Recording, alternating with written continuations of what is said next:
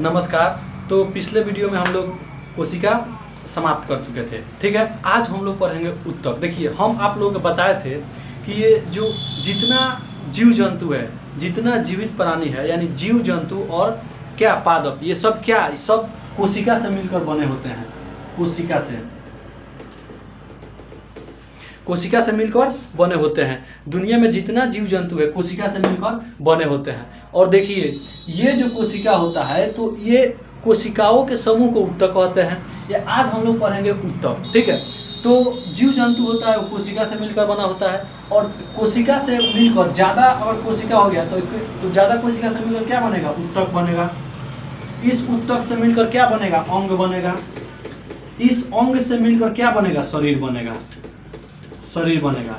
ठीक है। तो अभी हम लोग कोशिका समाप्त कर चुके और कोशिकाओं के समूह पढ़ेंगे, यानी उत्तक पढ़ेंगे। उत्तक के बाद अंग पढ़ेंगे, अंग के बाद शरीर पढ़ेंगे, ठीक है। तो आज हम लोग उत्तक पढ़ेंगे। कोशिका पिछले वीडियो में समाप्त कर चुके हैं, ठीक है। आज हम लोग उत्तक पढ़ेंगे। देखिए, आज हम लोग मतलब अभी उत्तक पढ़ना स्टार्ट करते हैं, ठीक है। उत्तक क्या है? उत्तक, तो सबसे पहले उत्तक की परिभाषा देख लीजिए क्या होता है। उत्तक समान कोशिकाओं से मिलकर, यानी कोशिका बता दिए थे, सेल बता दिए थे, तो ये समान कोशिकाओं से मिलकर शरीर का एक भाग, जिसे क्या कहते हैं, उत्तक, ठीक है। कोशिका, इस जो उत्तक है, उत्तक में जो कोशिका होगा उस सभी कोशिका क्या होगा, एक समान होगा। तो यही समान कोशिकाओं से मिलकर शरीर के एक भाग को क्या कहते हैं, उत्तक, ठीक है। देखिए, उत्तक का मतलब जो अध्ययन हम लोग करेंगे उत्तक, तो उत्तक के अध्ययन को क्या कहते हैं, हिस्टोलॉजी।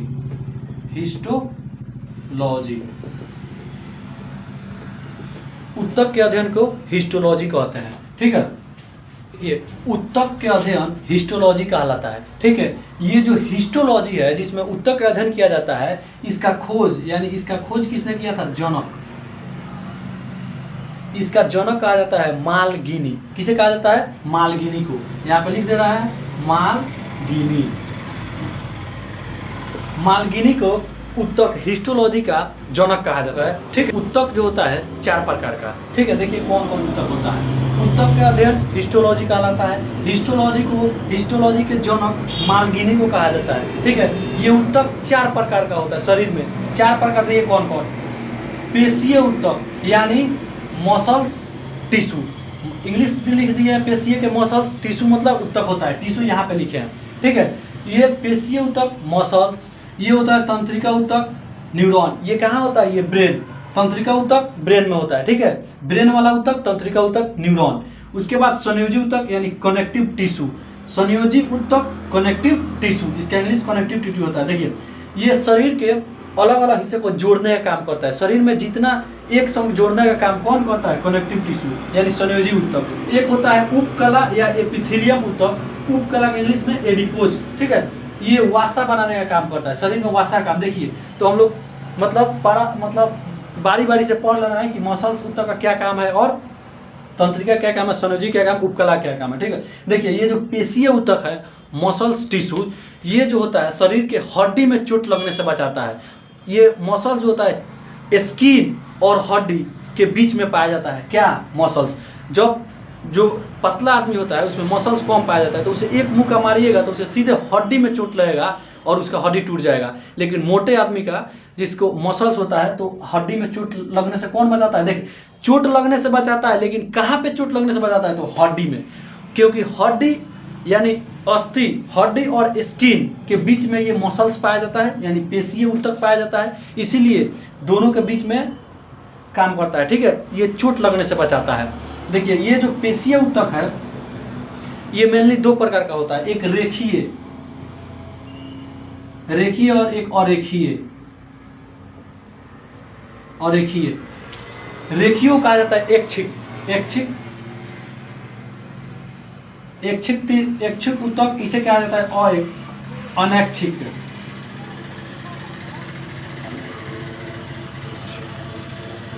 इंग्लिश पर, हिंदी पर ध्यान मत दीजिएगा लोग, पढ़िए लोग। देखिए, मसल्स जो ये पेशीय उत्तक होता है मेनली 2 प्रकार का।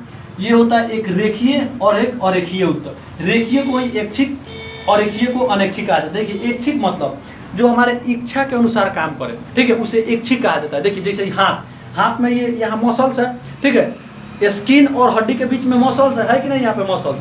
तो ये जो रेखीय यानी ऐच्छिक मसल है, तो जब तक हम नहीं चाहेंगे हाथ उठेगा ऊपर, नहीं उठेगा, जब चाहेंगे तभी उठेगा, जब चाहेंगे तब गिरेगा, ठीक है। तो ये मेरे इच्छा के अनुसार काम कर रहा है हाथ, ठीक है। तो ये ऐच्छिक है। ये देखिए गर्दन, यहाँ भी मसल्स है, जब तक नहीं घुमाएंगे तब तक घूमेगा, नहीं घूमेगा। तो ये मेरे इच्छा के अनुसार घूम रहा है। तो यहाँ का जो पेशीय ऊतक है, कौन ऊतक है, ऐच्छिक ऊतक, यानी जो इच्छा के अनुसार घूम। देखिए ये जो होता है थक जाता है, यानी हाथ बार बार घुमाएंगे तो थक जाएगा, ठीक है। जो इच्छा के अनुसार काम करता है वो थक जाता है। लेकिन एक होता है जैसे अनैच्छिक।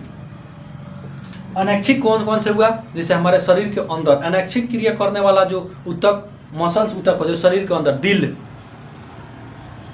धड़कते रहता है, ये हमारी इच्छा के अनुसार नहीं धड़कता है, जब देख लेता है तभी धड़कता है, ठीक है। तो दिल कब धड़कता है, देखता है तब, अपने इच्छा से धड़कता है, अब हमारे इच्छा से नहीं धड़कता है, ठीक है। किडनी अपने इच्छा से काम करता है, ठीक है। और क्या, लीवर, गुर्दा, ये क्या है, ये सब अपने, देखिए छोटी आंत खाना पचाने के लिए अपने इच्छा से काम करता है। तो जो इसमें जो ऊतक है, जो मसल्स ऊतक है, वो क्या है, अनैच्छिक ऊतक है, जो हमारे इच्छा से नहीं, स्वतः खुद के इच्छा से काम करता है और वो कभी थकता नहीं है, ठीक है। मान लीजिए दिल, पता चला धड़कते धड़कते अब थक दिया, जैसे सोएगा आप भी सो जाइएगा, ठीक है, हमेशा के लिए सो जाइएगा।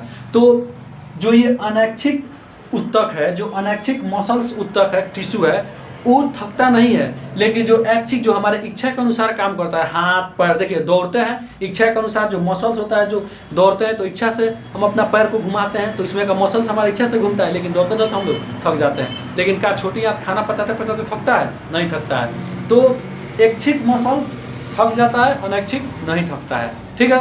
पहले का ये पहले देखिए, ये मेनली काम क्या करता है, तो हड्डी को बचाता है चोट वोट लगने से, ठीक है। स्किन और हड्डी के बीच में ये मसल्स पाया जाता है। देखिए मोटा आदमी या बॉडी बिल्डर आदमी को मारिएगा ना तो उसको हड्डी पर कम चोट लगेगा, सिर्फ चमड़े पर उसे पातर, बॉडी बिल्डर को मारना चाहिए ना पातर छिउकी से, ठीक है, कि उसको चमड़ा पर ज़्यादा चोट लगे। मुक्का से मार के क्या कीजिएगा, उसको तो चोटें नहीं लगे, क्योंकि पता है उसको कि हड्डी और मसल्स के, हड्डी और स्किन के बीच में क्या है, उसका मसल्स है, और मसल्स रोक लेगा, ठीक है। तो उसको जब भी मारिएगा लोग तो छिउकी से उठा के मारिएगा लोग, ठीक है। छिउकी मतलब क्या, गांव में छोटे छोटे बांस के मतलब पतला से पतला जो डाली होता है ना, उसको कहा जाता है छिउकी। समझ में आ गया, देहाती भाषा है, समझ गए।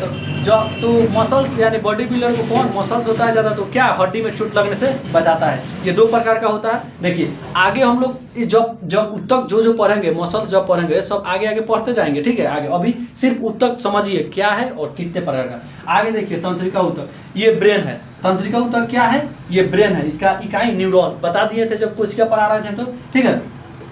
तंत्रिका ऊतक के इकाई क्या होता है, ब्रेन। जब हम लोग ब्रेन पढ़ेंगे तब हम लोग तंत्रिका पढ़ेंगे, ठीक है। अभी बता दे रहे हैं कि ऊतके में क्या आता है, तंत्रिका यानी ब्रेन आता है। जब हम लोग तंत्रिका पढ़ेंगे तब मत पूछिएगा वहाँ पे तब कि ये क्या है, आज अभी बता देना कि ये क्या है, एक प्रकार का ऊतक है, ठीक है। तंत्रिका ऊतक, इसका इकाई न्यूरॉन होता है। आगे देखिए, ये आ गया संयोजी ऊतक। देखिए संयोजी, यहाँ से ध्यान से देखिए इंग्लिश क्या लिखा है, कनेक्टिव। कनेक्टिव मतलब क्या होता है, जोड़ना, ठीक है। तो ये क्या करता है, शरीर के हर एक अंग को जोड़ कर रखता है। यानी ये जो ऊतक है शरीर के हर एक जगह मिलेगा, सब जगह, समझ गए, शरीर के हर एक जगह ये अंग, ये ऊतक मिलेगा, संयोजी ऊतक। कनेक्टिव का काम करता है। देखिए इसका एग्जाम्पल देखिए क्या होता है, जैसे रक्त इसी का एग्जाम्पल है। जैसे अस्थि, अस्थि मतलब हड्डी होता है, ठीक है, बोन, रक्त, अस्थि, ठीक है। ये किसका उदाहरण है, संयोजी ऊतक का उदाहरण है। देखिए उपास्थि, उपास्थि ये क्या है, ये भी संयोजी ऊतक का उदाहरण है। यानी देखिए पहले रक्त से समझिए कि कैसे कनेक्टिव टिश्यू है। देखिए शरीर में यहाँ काटिएगा तभी रक्त मिलेगा, कि पैरवा के औंठुआ में काटिएगा तभी रक्त मिलेगा। इसका मतलब क्या है, यहाँ से लेके पूरा शरीर में रक्त है, यानी शरीर के कनेक्ट करके रखा है पूरे शरीर में, ठीक है।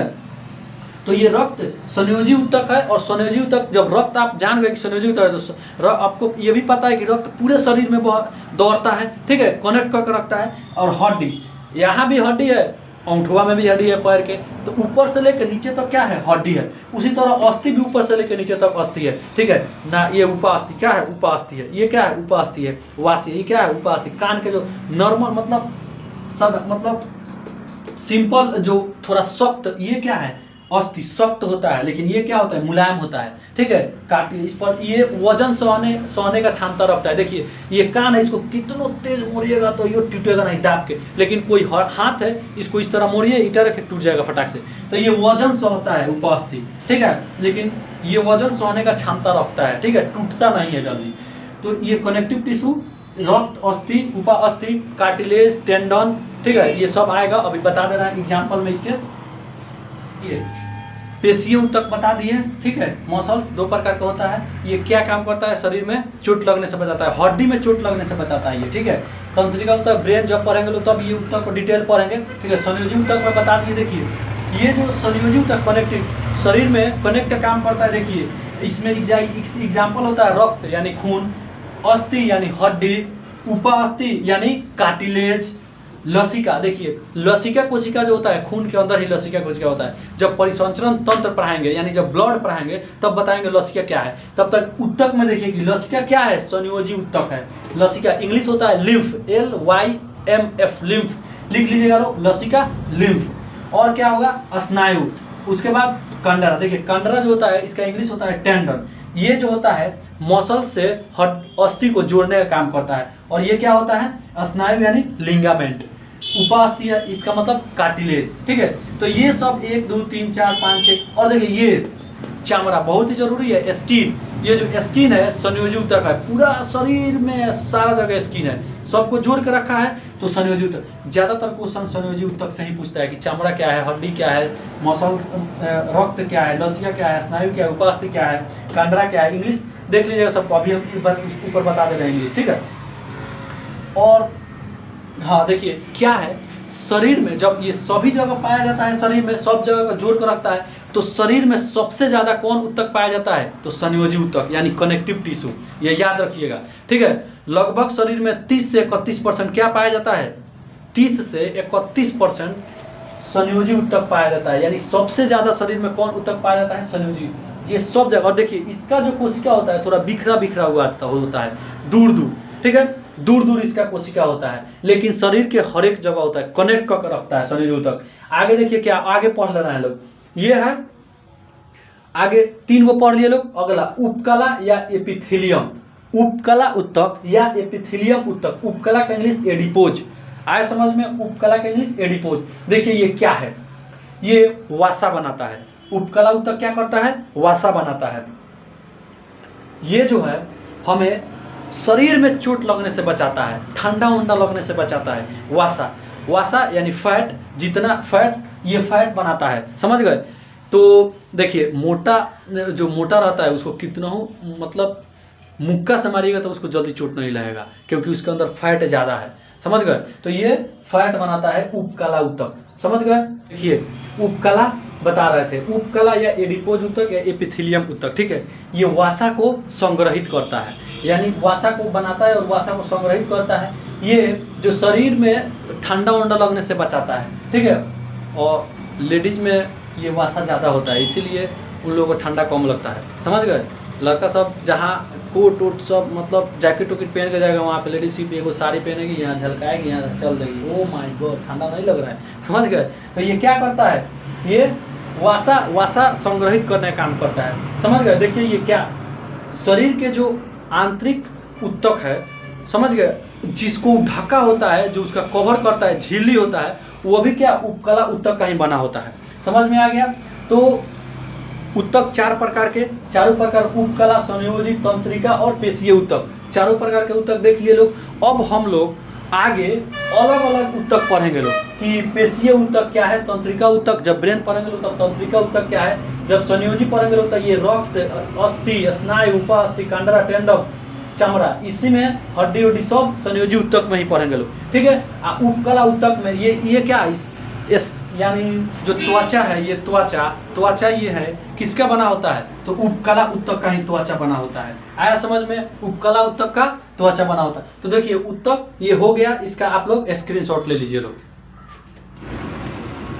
देखिए जीव में, यानी जितने भी जीव जंतु होते हैं, जीव में सबसे पहले ये उत्तक का विकास किस में हुआ? तो सिलिंट्रेटा संघ में हुआ। सिलिंट्रेटा, जब हम फाइलम पढ़ाएंगे ऑर्थोपोडा, मोलस्का, सिलिंट्रेटा, इकाइनोकारेटा, कार्डेटा, ठीक है, जब ये पढ़ाएंगे तो बताएंगे सिलिंट्रेटा क्या है। लेकिन इतना याद रखिए कि जब उत्तक पूछेगा सबसे पहले किस फाइलम में, यानी किस जीव संघ में विकास हुआ, तो सबसे पहले सिलिंट्रेटा संघ में उत्तक का विकास हुआ। किस, उसका उदाहरण क्या है? तो हाइड्रा और जेलीफिश, उसमें उत्तक का विकास हुआ। ठीक है, तो आज के लिए हम लोग उत्तक समाप्त कर दिए। उत्तक का अध्ययन हिस्टोलॉजी कहलाता है। ठीक है, रिवीजन करते रहिएगा लोग। अगले क्लास में हम लोग या तंत्रिका उत्तक स्टार्ट कर देंगे लोग, नहीं तो संयोजी उत्तक स्टार्ट कर देंगे लोग। ये वीडियो लंबा हो जाएगा, इसीलिए अगले क्लास में ये उत्तक के पारापारी पार्ट पढ़ेंगे लोग। उपास्थि अलग पढ़ेंगे लोग, स्नायु अलग पढ़ेंगे, कंडला, टेंडन, लसिका, कार्टिलेज, स्किन सब अलग पढ़ेंगे लोग। ठीक है, ये सब अब चैप्टर बन गया। अब यहीं से चैप्टर उठेगा, यहीं से उत्तक का प्रकार चलते रहेगा। ठीक है, तो ये आप लोग आपको काम आएगा। ठीक है, इसीलिए मेहनत करते रहिए लोग। ठीक है, आपका मेहनत ही आपको काम आएगा। ठीक है, इसलिए पढ़ते रहिए और मेहनत करते रहिए। ठीक है, फल तो ऊपर वाला जरूर देंगे। मिलेंगे नेक्स्ट क्लास। जय हिंद।